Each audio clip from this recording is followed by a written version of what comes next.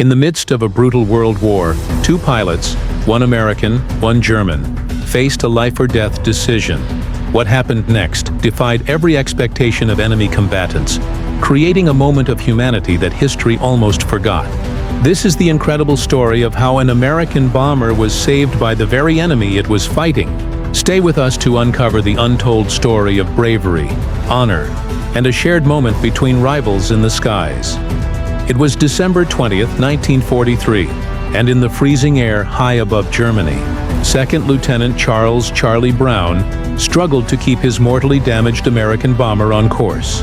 Brown had been wounded in the shoulder, his tail gunner.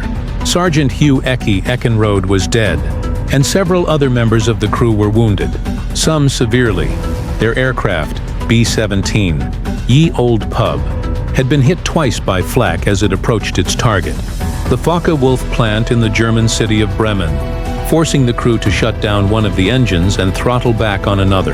This had left it lagging behind the main formation of aircraft from the 379th Bombardment Group, and groups of German fighters had closed in like sharks, sensing blood in the water. Up to 15 fighters had attacked the bomber, and the whole tail section was shot to pieces. The nose cone was missing. The electrical, hydraulic, and oxygen systems were damaged. The radio was out, and the entrails of the crippled bomber flapped in the slipstream through gaping rents in the fuselage. But B-17s are tough old birds, and this one somehow kept on flying, despite the damage. Brown blacked out for a short time due to pain, loss of blood, and a lack of oxygen, and the bomber spiraled towards the ground. Brown came to and realized that the B-17 was only a few hundred feet above the ground. He somehow managed to get it back under control and turned west towards England in safety, 250 miles away. Brown wasn't able to coax the B-17 much above 1,000 feet, and he was vaguely aware that he had passed close to the perimeter of a German airfield. Soon after, he realized that a German Messerschmitt BF-109 was flying in close formation beside him. It was so close that Brown could see the German pilot as he gestured towards the ground, telling Brown to set the bomber down. Most of the B-17's gunners were wounded. Only a few guns were still working, and none were able to shoot at the enemy fighter alongside. Brown could only look on at the German pilot and shake his head. For a short time, the Messerschmitt flew beside the bomber. Then it slid away above and behind. Brown waited for the gunfire that must mean the end of the old pub. But nothing happened. He realized to his astonishment that the German fighter was flying escort on the B-17. As they crossed the coastline and flew out over the North Sea, the fighter remained on station. Only when they were well out from the German coast did the fighter slide in again, close to the bomber. Brown looked across, and the German pilot looked back at him, raised a gloved hand in salute, and then swung his aircraft away back towards the east. Brown managed to put Ye Old Pub on the ground, not at their home base in Cambridgeshire, but at an airbase of the 408th Bomb Group near Norfolk in East Anglia. He and all his crew, other than the tail gunner, survived. At debriefing, Brown told his story about the German fighter which escorted him. It was decided that this should be kept secret. The notion of an honorable German pilot choosing not to shoot down a damaged American bomber just didn't fit with the message that the U.S. Air Force wanted to give out. Charlie Brown survived the war, went home to go to college, and then rejoined the Air Force in 1949. He served until 1965, when he retired as a colonel.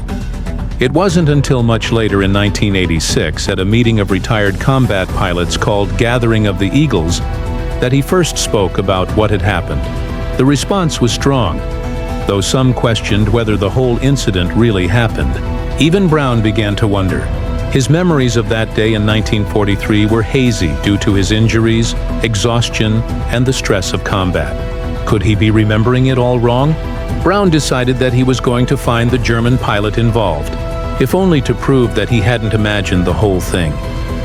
It took 4 years, but in 1990, Brown finally received a letter from a man named Stigler, who was living in Canada. Stigler explained that he had been the pilot of the German fighter who had escorted Ye Old Pub.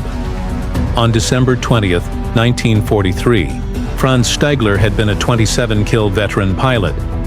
He had flown against American bombers in his Messerschmitt BF-109’s that morning, and he was refueling on the ground when the old pub passed close by. He took off intending to shoot down the American bomber. However, as he closed with the limping aircraft, he could see just how badly it had been hit. He would later say that he had never seen a more severely damaged aircraft still flying. Stigler's commander had told his pilots never to fire at an enemy who was descending on a parachute. While the crew of the old pub hadn't bailed out, they were clearly no longer capable of fighting, and Stigler decided that he could not bring himself to attack. Instead, he flew alongside and gestured to Brown to land. He just simply couldn't imagine that the crippled aircraft could possibly make it back to England. When Brown refused, Stigler made an extraordinary decision. Instead of shooting it down, he flew close formation with the B-17, hoping that this would deter flak batteries on the coast from firing at it. He flew with the bomber well out over the North Sea until it was clear of German airspace, and then left it to continue towards England. Stigler never told anyone about what had happened. Sparing an American bomber would likely have led to punishment and perhaps even execution. But he often wondered if it had made it back to base. Stigler continued flying fighters throughout the war. In 1953, he emigrated from Germany to Canada, where he started a successful business. When he heard from Charlie Brown in 1990, Stigler confirmed every aspect of his story. Franz Stigler and Charlie Brown were astonished to discover that they had been living less than 200 miles apart for much of the time since the war. Stigler had settled in Vancouver, British Columbia, while Brown was in Seattle, Washington. In the latter years, the two men remained close friends, often visiting and talking to other flyers about their shared experiences.